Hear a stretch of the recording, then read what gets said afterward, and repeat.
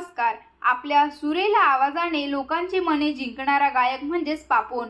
त्याने अतिशय सुपरहिट आणि प्रसिद्ध गाणी गायली असून तो सतत लोकांचा आवडता गायक म्हणून चर्चेत असतो.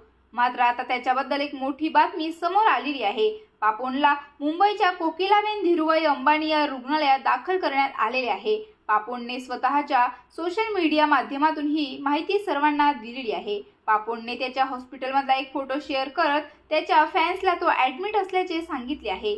त्याने त्याच्या पोस्टमध्ये लिहिले, आम्ही अशा छोट्या छोट्या लढ्या एकट्यानेच लढतो. मला अशा सर्व गोष्टी सोशल मीडियावर दाखवायला आवडत नाहीत. मला म्हणजेच का रात्री जे घडले ते जरा वेगळेच होते. मी रुग्णालयात होतो आणि माझ्या 13 वर्षाच्या मुलाने संपूर्ण रात्र माझ्यासोबत थांबण्याचे ठरवले. हा माझ्यासाठी खूपच भावनिक क्षण होता आणि हेच मला माझ्या शुभचिंतक आणि मित्रांसोबत शेअर करायचे. मी देखील माझ्या आई वडिलांसाठी अशा गोष्टी केल्याचे मला आठवते.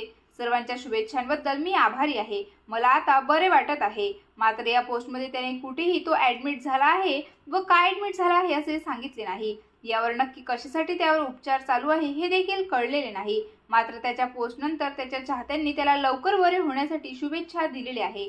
सोबतच अनेक सेलिब्रिटींनी देखील त्याला लवकरच बरे होण्याच्या शुभेच्छा दिल्या आहेत.